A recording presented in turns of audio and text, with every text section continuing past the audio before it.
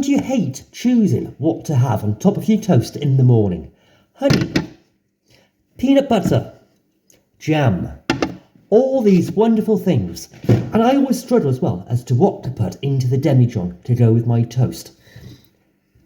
You can have all these wonderful combinations, and that's what we're doing today. We are making a triple toast topping tipple, a combination of peanut butter and jam, classic combination, and make it into a mead as well. So this is going to be a peanut butter mead, fantastic. A triple toast topping tipple, fantastic. So come with me as we get this started and being a divine, brilliant, fantastic, amazing wine. Come on, let's go make it.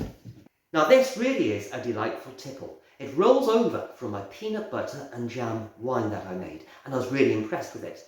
If you haven't seen that video, I'll link it in the card up above for you to see and down in the description. That is the basis of this mead. So what we're going to be doing is making that wine, and instead of adding the sugar, bringing up the alcohol content by using honey instead.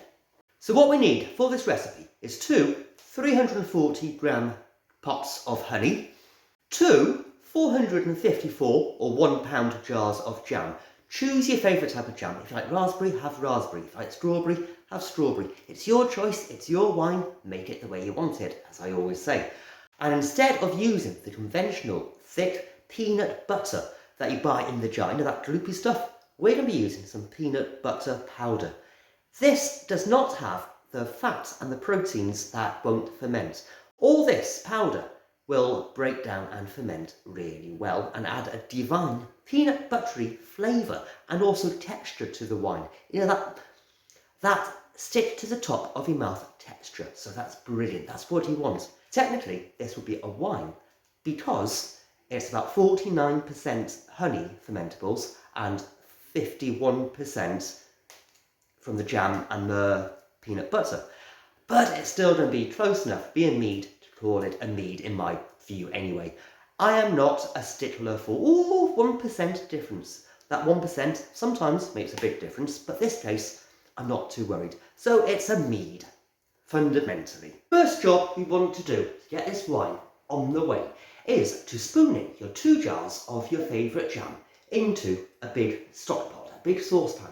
So spoon it all in, get every last bit out if you can, because you've paid for it, you may as well get the most out of it. And then we want to put it on the stove, pour over 3 litres of boiling water, bring it up to the boil and let it simmer for 20 minutes, half an hour, until there are no lumps of the jam left within the pot. Keep on stirring, let it simmer away, go and have a cup of tea, then come back, and we will continue with the recipe once that has been done.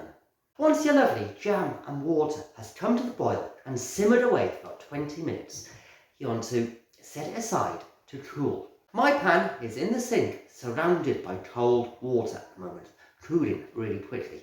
So now we can move on with the rest of the recipe, which is the peanut butter and the mead honey element. So what we need to do first of all is prepare the peanut butter. I've had several bottles of this type of peanut butter and jam mead before that I've made, and I've tried different combinations to see what works really well.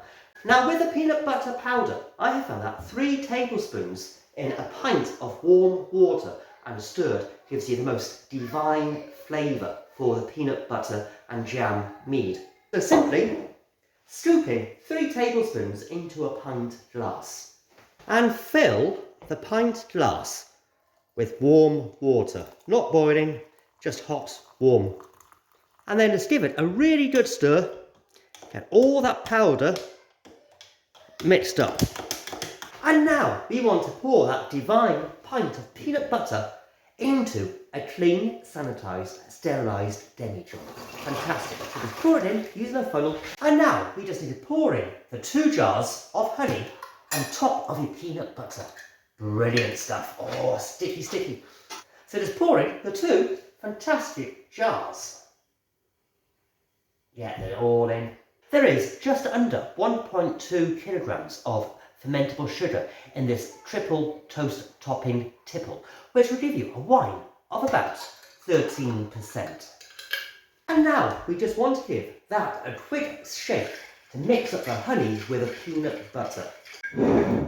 Fantastic. And once your jam liquid has cooled down enough to enter the demi-job, pour that in as well on top of your combination, on top of your mixture. This is looking and smelling like a right continental breakfast. What we need to do now is give it a good shake of lemon juice. That acidity would help with the peanut butter flavour come through and just balance it up a little, as well as helping the yeast and give it a bit of oomph that the honey needs to ferment properly and fully. So squirt in some lemon juice. There we go. The final things we need to do at this stage to the lovely peanut butter and jam mead is add some yeast.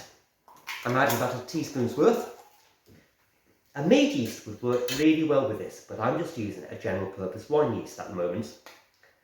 Also need to add some yeast nutrients, again about a teaspoon's worth. So just dollop that on top. And finally, quite a bit of pectinase to combat the peptic enzyme added to the jam.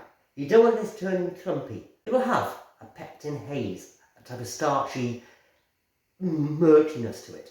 But pectinase will clear that through and it won't be an issue if you add this to your jam wine. So I'm adding about 2 teaspoons worth. And now you want to insert a clean airlock and set this aside in a warm place. Let it get through that initial aggressive, lovely fermentation. Then once that's happened and it's been all bubbly and foamy and frothy, top it up with a bit more water, carry on fermenting until dry. You do not need to worry about back sweetening this wine. It's to have enough sweetness. It's to have enough sweetness to it. Oh, it's going to be divine. And why don't you go and watch this playlist up by here that has all the jam wine recipes in it, different variations, and I'll see you very soon. You have fun now.